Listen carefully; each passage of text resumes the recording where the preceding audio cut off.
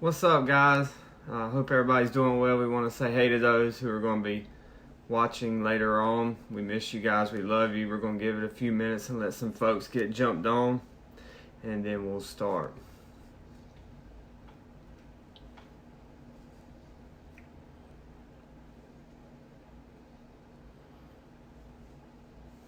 Hey, Hollybug. Hey, Miss Holly.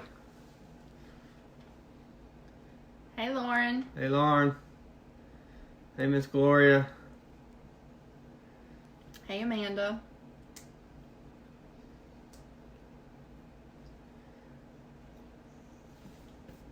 Hey, Roxy.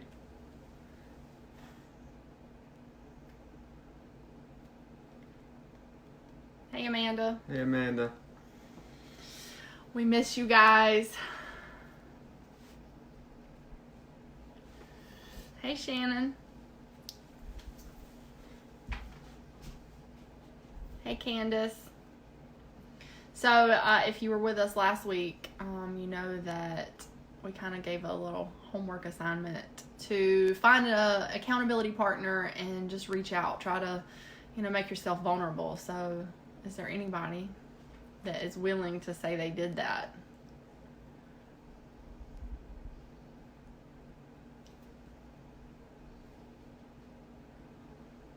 Hey, Kelly.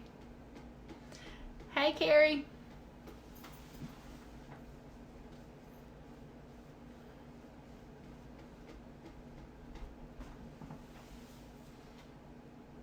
Hey, Donna. Hey, Brenda.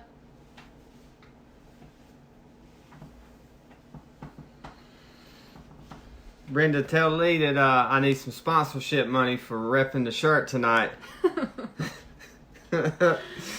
Hey, Sharon. Hey, Stephanie. Hey, Sheila. How are all my homeschooling moms doing? Today was rough for me. I'm not super tech savvy, and we had some rough times. Love you, Donna.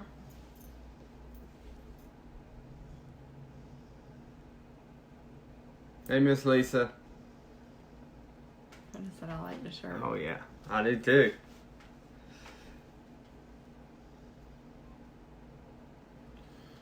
You want to introduce yourself? Yeah. All right, guys. My name is Joni. I'm a grateful believer in Jesus Christ, and I struggle with codependency, anger, control issues, and some anxiety lately. And I'm Adam. I'm a grateful believer in Jesus Christ, and drug addiction first brought me to celebrate recovery, and I'm currently working on some pride, self-worth, and a little bit of codependency. Hope you guys are doing well. We miss you guys. If there's anything you guys need, you have any prayer requests, feel free to let us know. If there's anything we can do to help, we're here for you guys. Sure. And like I said, keep trying. I know it's hard. It's really easy right now to just stay stuck, and I especially struggle with being out of my routine. But find someone that you feel like you can trust and reach out to them and just try to be real. And that's why tonight we decided that some of you know our story, but some of you don't know how we ended up here. So we thought it would be a good idea to maybe let Adam share some of his story and how we ended up where we are right now. Hey, guys. Hey, Amanda. Hey, Tori.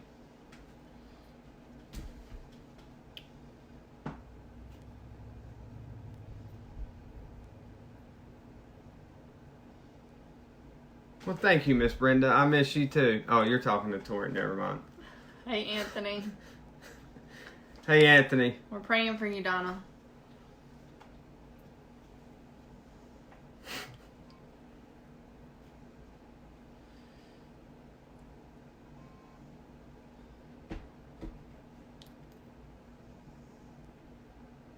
You want to... Can you please sit closer to the screen? I can't read my logo. Sorry. Here you go, Lee. We could just re-angle the camera. Hey, Jamie. You want to tell them again what you had asked them to do, and ask them if they had done it in case some of those weren't on before. Okay. I had asked earlier last week, we kind of asked that you guys maybe reach out to an accountability partner and try to make yourself vulnerable, because we talked about being stuck and how that is a great way to, get unstuck, is just reach out to someone and not, try to hide what you're going through. So did anybody reach out to their accountability partner? I saw one person earlier that said I did. And if you didn't, maybe this week. Sharon said, let me see all of it.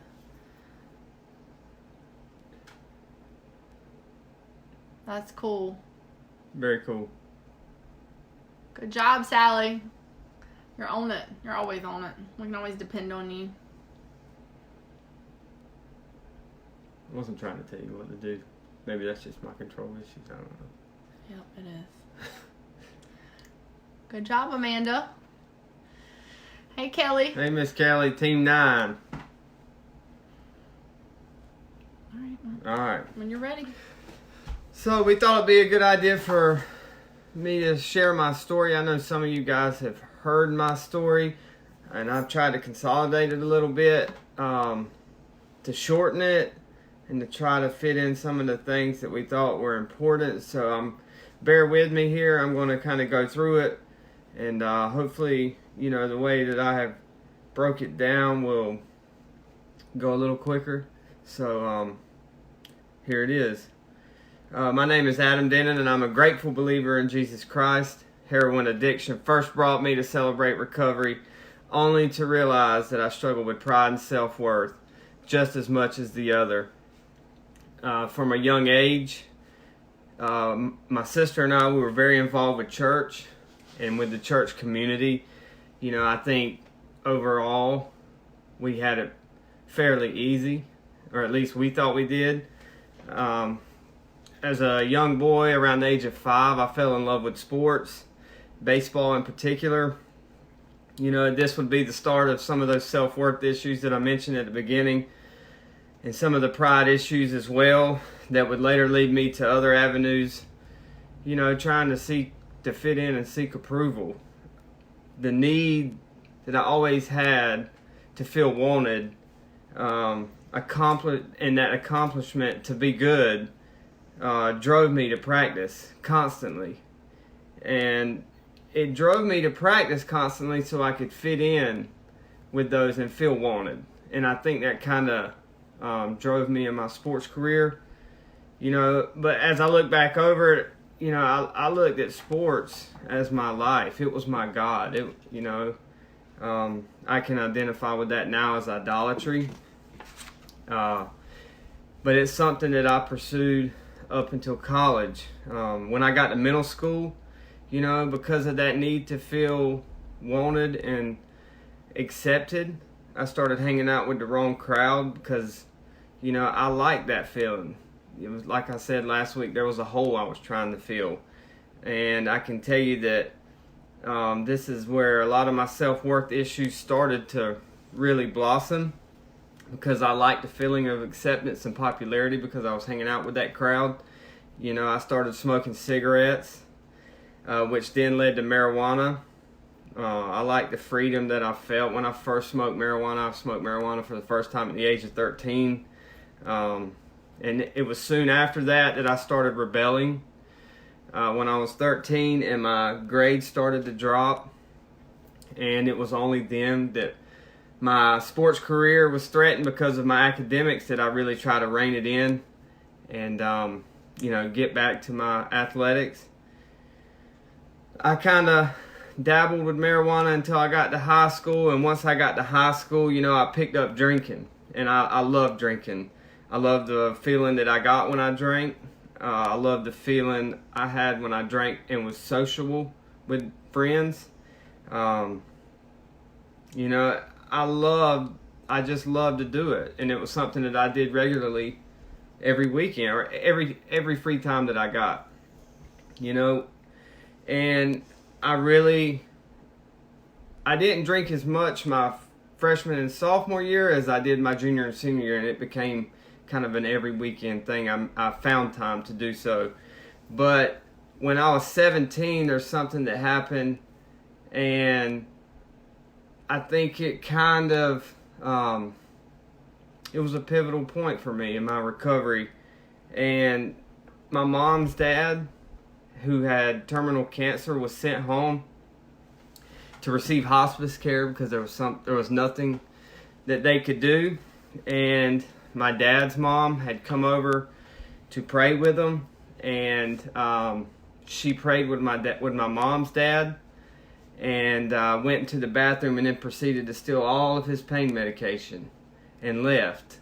And like, that was something that we didn't realize at the time, that she was an opiate abuser. And for me, I think that was extremely important for me and later on throughout my addiction, because it kind of it pointed in a direction to just hide things and that it'll be okay. And I can tell you that after that happened, we disowned my grandmother, and I really didn't have much to do with her. But I can tell you at the same time, at that point, I didn't know that it was pointing towards my impending doom, to be honest with you. And, it taught me a lot, as far as judging someone.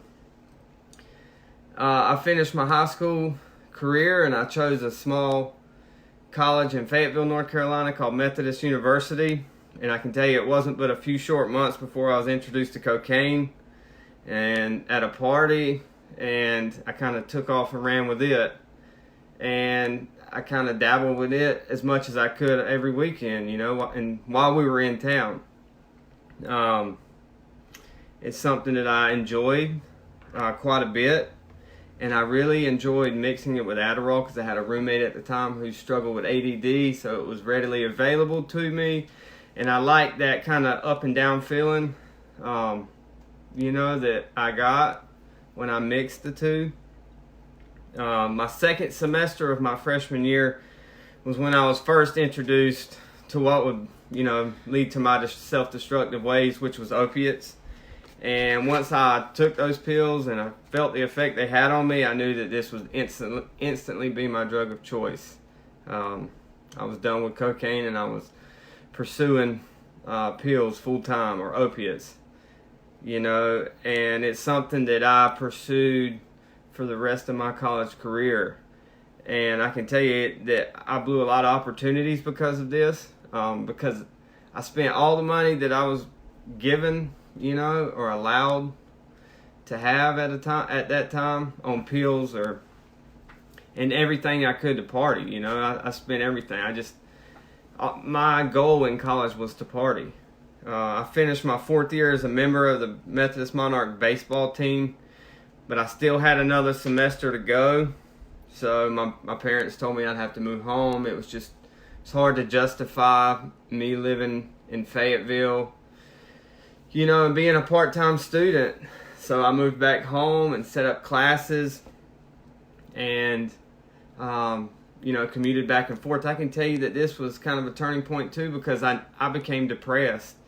Not only because I had, blown the opportunity to go to the next level, but that, I hadn't graduated in 4 years, and a lot of my friends were graduating and going on to find, jobs and stuff. So I kind of felt left behind, and, my self-worth took a hit. I can tell you it was kind of a dark period for me during that point. I think I was also depressed because I had to move back home at 22 years old and live with my parents. And it was during this period that I was introduced to the pill Oxycontin. I had found a job. I was working part-time, going to school at night, and I picked up Oxycontin and kind of ran with it. And I immediately fell into the grip of it. And I would spend everything I had that week on it. And I would go back and forth to the dealer's house throughout the day while I was working 3 or 4 times a day. And I just pursued it, as much as I could. I had started working for a roofing company, And, I kind of worked my way up. I was, a material guy, shop manager. And, I was still driven. I still had a lot of drive in me. So I taught myself how to read blueprints, scale blueprints, and was able to start pricing jobs. But I can tell you that even though I was starting to make some good money at the time and was starting to find my place in the company, that I was still using Oxycontin every day. And, I kind of focused my attention on both those things. But it hadn't gotten to the point yet that it kind of took over my life. I can tell you that at this point I was becoming a very prideful 24-year-old and thought I was on top of the world. Around 2008, my dad's dad had been diagnosed with terminal cancer and was sent home to receive hospice care. And this would be a turning point for me as well, just as it was for my grandmother when she stole my mom's father's medication, who was dying of cancer. I took off, and it's still emotional for me to talk about it, but I took off the last few days that he was here while he was receiving hospice care. I took off work, stayed with him, but little did everyone know I had taken off work to stay with him because he had, copious amounts of medication there. So I was stealing medication as quick as I could, sitting right beside him. And as I look back on it, I was doing the same thing to my grandfather that my grandmother did to my mom's dad, And it wasn't until I found Celebrate Recovery that I was able to work through that hurt, because that's something that I was constantly playing over in my head after my grandfather had passed away, that I had done the same thing to him. But it wasn't until I worked through a step study that I got it all out and that I learned how to deal with that kind of hurt. I started pursuing drugs full time at this point. It had gotten to the point where I was becoming dope sick. And, at this point I had switched over to Opana from Oxycontin, and it was in control of my life. I can remember one of my drug user friends telling me that, I was dope sick and I was still in denial. I told him I wasn't a junkie. But to be honest with you, I was just too prideful to admit that I needed help. So I kept pushing forward with my addiction. At this point where it got to where it was taking over my life, I was hanging around the dealer's house a lot. Before and after work. I'd go early that morning before work and then come right back after work. And one day after work, I was over there and I was asked if I wanted to try drugs through an IV. And, once I started trying drugs through an IV, I can tell you that my life would be forever changed. IV drug use took me to places lower than I ever knew existed. It took me to such dark places that I would steal, strong arm, manipulate anything and everyone I could in order to get the money and drugs I needed to support my habit. I just couldn't stand being dope sick, so I would do whatever it took to get there.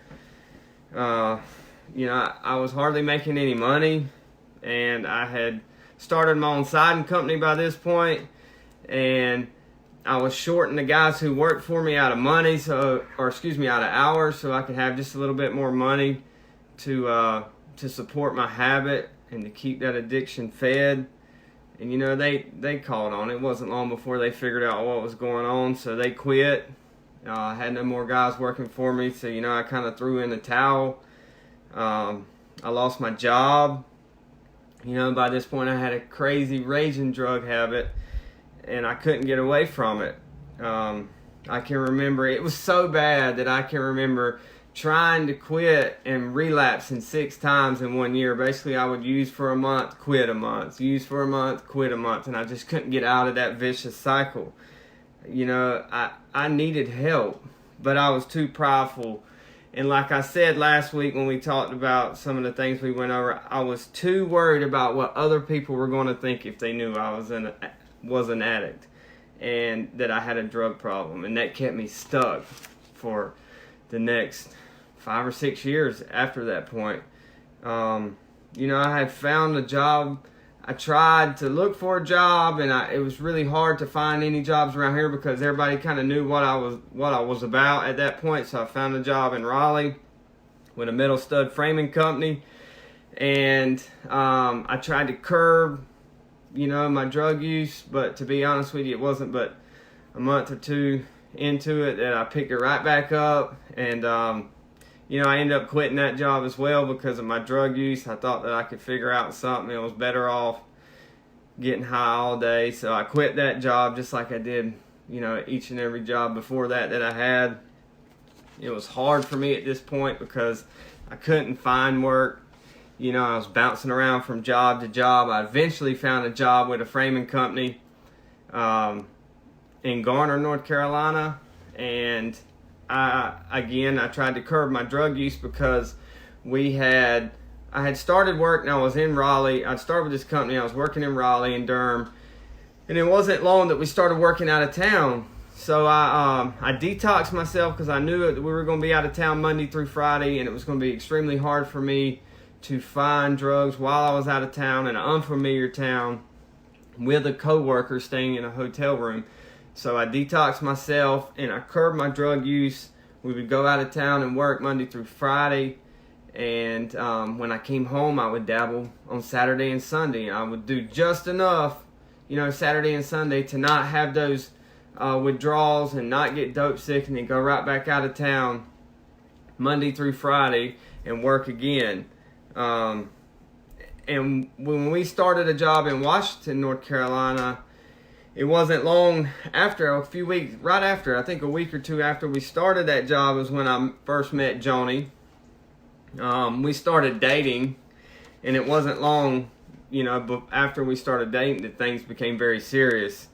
I can tell you this, though, after looking back, working through a couple step studies, that I realized that honesty really played a big part in those first few months of us together because I was not honest about my drug use. And that's something that came back to bite me in a way that I really didn't like. And, if I would have just come clean at that point, I think things would have probably been a lot different. But God has a plan for us, and He uses those types of things. And we're extremely grateful that I wasn't honest, because even if I was, I probably we wouldn't have gone through what we did to get to where we are right now. I can tell you that I never once went to a meeting, or church for that matter, to truly surrender it all and work on any of those underlying issues that really caused those problems.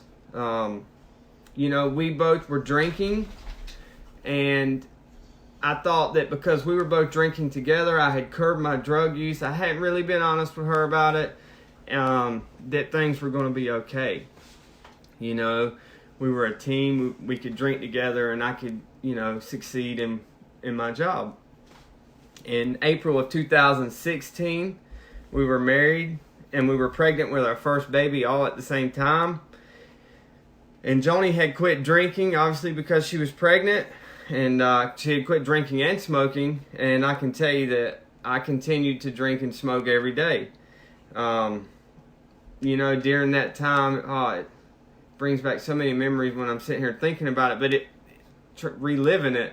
But there was so much anger between us, and animosity between the two of us, and resentment during that time, because I was continuing to drink excessively and didn't care enough about her or the fact that she was pregnant, or her feelings, or anything that she was going through at that time.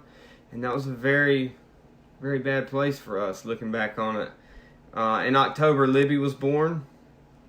And when Libby was born, I made promises to myself that I would never use drugs again. I promised Joni I would curb my drinking and become a more responsible parent.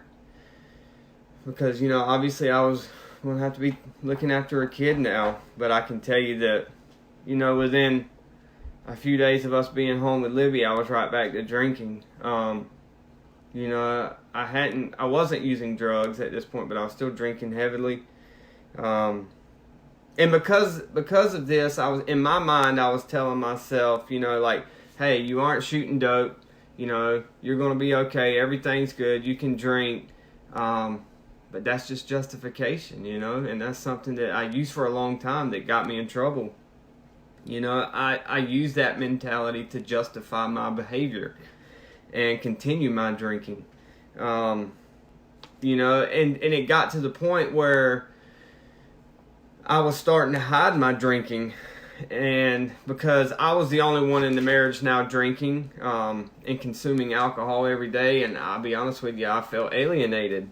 And this went on for our first year of marriage.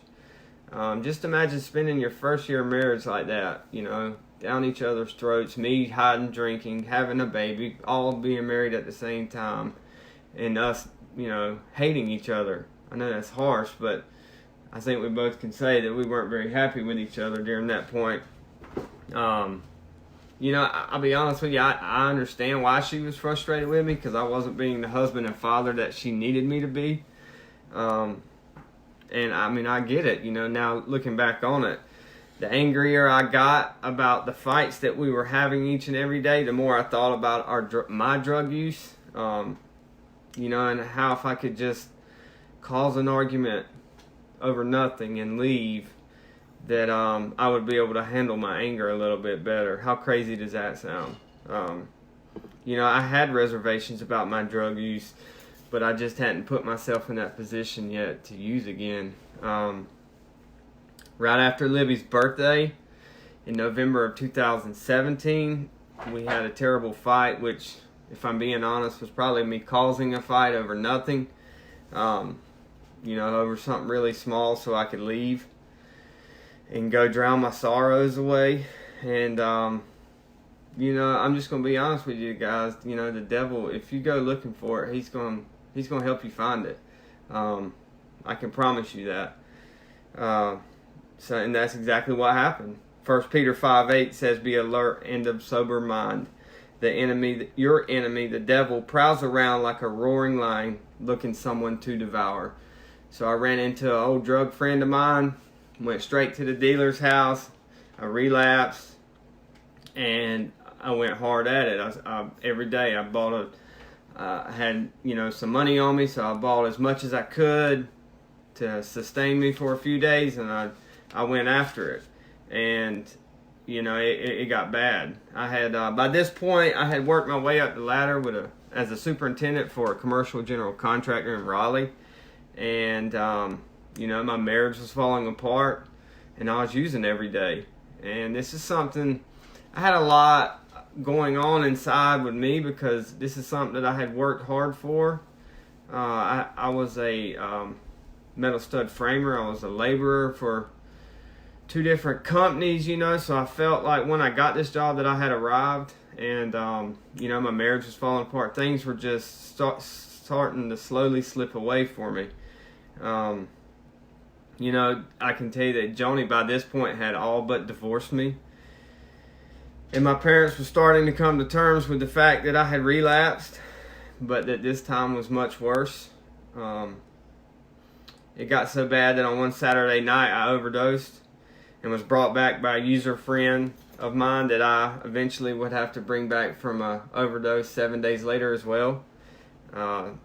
Mom and Joni stepped in at this point because of how bad it had gotten, and they had me involuntarily committed to mental health in Smithfield. And when the first night I went in there and they put me on the scales, I weighed 130 pounds, and I looked terrible. I had scabs all over my face. I had like 5 different drugs in my system, and I was still unwilling to admit I had a problem. I stayed in mental health for 6 days. During my stay there in mental health, we had come to the decision that I did need treatment, and they brought Joni, my mom and dad, a drug counselor, a doctor in. We all had a meeting, and I told them what they wanted to hear. Key word is what they wanted to hear, and which is I'll go to rehab. So I was released, and within just a few short hours of being released, I can remember being on the way home from mental health, and I was in the back seat texting drug dealer trying to get drugs, and within 2 hours of being out of mental health, I was shooting up again, and right back after it. The general contractor that I was working for had given me a medical leave and told me that I would have my job waiting for me as soon as I got back. He gave me a 30-day medical leave so I could go to treatment, and by the grace of God, I'm still trying to figure this one out, but Joni was still willing to stick with me through this. If I did go to treatment and get myself together. So I kind of stalled for probably a week or so after being, maybe 2 weeks. 5 days. 5 days. Seems a lot longer when your mind is so cloudy. But so 5 days after being out of mental health, I had stalled so I could use drugs each and every day. And Joni kind of gave me an ultimatum that, now was the time, and that if I didn't go to treatment, because I think she could see the hesitation, that if I didn't go to treatment, she was, chances are she was going to leave me and take, my little girl from me, or take custody of her, sole custody of her. And it made me furious, so I got in the car and I left, and I went on the run, and I was, because I didn't have a job, I had no money, so I started robbing drug dealers. I was stealing from the very few friends I had left and manipulating any person or situation I could in order to get money to further my drug use. And I was finally caught and arrested and sent to jail. And I persuaded a bail bondsman that I had played basketball with in high school for 4 years to bond me out, promising to pay the bond the next day. And, I was fortunate enough that he bonded me out without a cosigner. So as soon as he bonded me out, I took off, went on the run again, started running, using drugs, robbing, doing everything I could. I think 2 weeks later it was that I was arrested again at a drug house with a lot of my fellow users. I knew that at this point my only hope of getting out would be Joni or my family, which I can tell you none of them would agree to do so. So when I was arrested, I was extremely under the influence. I was really high, so they put me in single cell lockdown, which is like solitary. So I stayed in solitaire for 9 days. I was in there and I went through full withdrawal. They wouldn't come get me out. After 9 days, I was released. I had started to pray by this point. I'd asked God to show me something, show me something, to help me however He could. I was transferred to another pod. They gave me a Bible, and I started praying. I was ready for a change. And once I moved, I was able to call Joni regularly, and she was talking to me about Scripture and what I should be reading. And, I was so amazed at the grace that she showed me during that period. I mean, here I am locked up in jail, a drug addict who's left her and the family, and she's telling me that I need to lean on the Bible and lean on this Scripture that she's sending me. So that really resonated with me. And it gave me a purpose, because if she can show me grace during this period, that I could show myself some grace. It taught me a lot.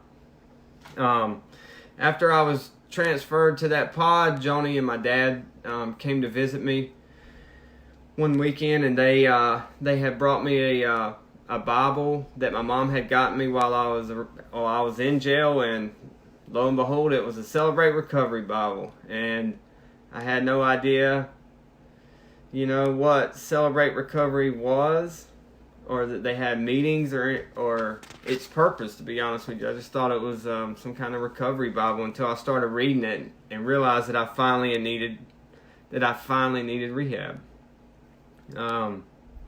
So, I was talking to Joni constantly.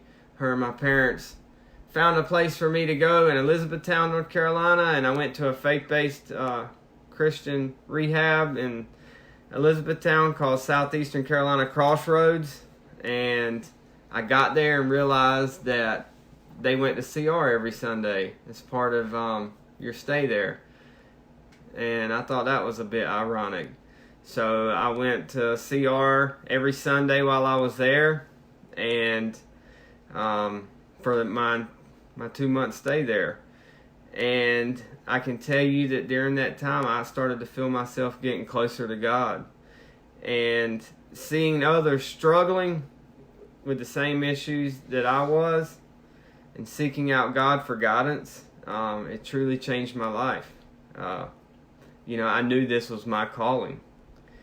And after my 2 months, I was coming to the end of my 2 months, and I was excited that I was, going to be coming back home and trying to mend back together my relationship with Joni. But at the same time, I was a little upset we were leaving that CR. And I knew I had to find a CR to plug into. And I immediately started looking around. I was told by a couple that I had at a Temple CR about a CR right here close to our house that was on Monday nights, which is crazy because Joni, as you guys probably know, owns a salon. So Monday nights work really well for her, and it's right across the road from her salon. So, we thought that was a sign. So when we decided we were going to start going, Joni, she went to support me, and I remember she went the first night, and we went for a year and a half every Monday night together. It's kind of like our date night at that point. And as of now, Joni and I both have been in Celebrate Recovery over 2 years together. Working on 2.5. Working on 2.5 years together. And as you guys know, we started the CR here at JMC. We felt called to do that after going through these step studies. It was extremely important for us because it not only mended our relationship, it helped us become better parents and better friends to each other. And she and I both got into step studies. We've been in a few now, and we're able to recognize those underlying issues when we're not so happy with each other. It very seldom does it happen, but sometimes it does, and we're able to notice those things, and work through them together. It's truly healed our marriage. For 16 years, I ran with the idea that I could control my addiction, and that I was mentally strong enough to get through those cravings and fight it on my own. And it wasn't until all those things happened that I realized that I was truly powerless. CR has played a huge role in my life over the past 2 years. Talking and trusting in like-minded individuals, has been something that has been pivotal for me, because there's no judgment there, and that's something that you find at Celebrate Recovery. And friends of ours, I say this all the time, they say we at Celebrate Recovery here, we are the lucky ones. And we truly are, because we're not afraid to tell someone when we're struggling or what we're struggling with. Following these principles through CR has made us, better friends to others and helped our relationship. Absolutely. John 15:2 says, "He cuts off every branch in me that bears no fruit, while every branch that does bear fruit, he prunes so that it will be even more fruitful." As I reflect on my life, I see that God's word was always there, even from a young age. But I just wasn't willing to surrender it all to him. I had to make some bad decisions in order to grow those branches that did not bear any fruit, only to be brought back to life and my fruitfulness once I picked up my cross and followed more closely with God. Looking back, I'm 2 years and 3 months clean now, and looking back, if you'd have told me that 2.5, 3 years ago, or 4 years ago when we got married, I would have told you that was impossible. But I can't begin to tell you, how much my life has changed. Our relationship has changed, and just our whole outlook on life has changed since I asked God to come into my life and wash me clean. And I'm extremely grateful. And I'm grateful for you guys for tuning in every Monday. And, CR has been good to us. Thank you for sharing. Hearing Adam talk about that takes me back. And one of the most common questions I think people have is they think that CR is just for drug addiction. But like Adam talked about in his testimony, I went that first Monday night because I wanted to support him, because as someone who has struggled so deeply with codependency, I was taking on the responsibility to do everything I could to keep him sober. So I went to support him, and I quickly realized that I was just as sick as him, and my addiction was fixing him and controlling everything I could, and my anger. So next week, I'm going to share my story so that you guys basically get to have the other perspective of what it was like going through that time, and how God so radically changed my life through all of those events. So I'm nervous and excited to share that with you, because Adam, he shares his a lot, and me not so much. But I think it's really cool, knowing both sides of it, to know when he was out there, what I was doing, and to see how just in what huge ways God was moving in our lives, and how he orchestrated all of it.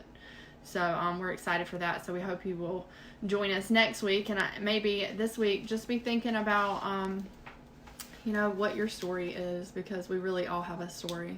I can guarantee you there were times in our lives that we didn't think we had anything to share with anybody, but we know that God calls all of us. He gives all of us a story to share with the world. So maybe think about that this week. Think about what your story is, what it could be. And know that when you get ready to tell that story, that the enemy is going to try everything he can to get you to not tell that story. Absolutely. He will tell you that no one will listen to your story is not good enough, nobody cares. But I can tell you, these are all lies. God doesn't tell you these things. This is the enemy. And we both felt like I should tell my story tonight, not because I enjoy telling my story. It's actually quite the opposite. But to show you guys, not to say, hey, look at me and what I've done, but to show you guys that there is hope. No matter how low you go, sometimes God uses these things, and he will use you at your lowest and mold you to be able to help others down the line. So don't give up, before the miracle happens. Keep pushing forward. We love you guys. We're here for you guys. Yep. And if there's anything we can do, if you have any prayer requests, just please let us know. Shoot us a message on Facebook or Instagram. Our email is jonycr@jmcexperience.org, or you can reach out to Adam, adamcr@jmcexperience.org. And if you, while you're home, if you don't have a church that you regularly attend, JMC live streams their service on Facebook and YouTube every Sunday while we're home at 9 o'clock. All right, you guys have a good week. Let me pray. Yep, that'd be good. All right. Heavenly Father, we're so grateful, Lord, for everything that you do, Lord, for your grace, for your mercy, for rescuing us out of the pit, Lord. I pray that you continue to give us hope, Lord, when we're so down on ourselves, Lord, and we can't see the light. I pray that you will continue to guide us in the right direction. And I pray that you will continue to protect us during this time. I pray that you will keep your healing hand on those who have been affected throughout this time, and continue to help us push forward, Lord. We love you and we praise you in your Son's name. Amen. Amen. We love you guys. If you need anything, let us know.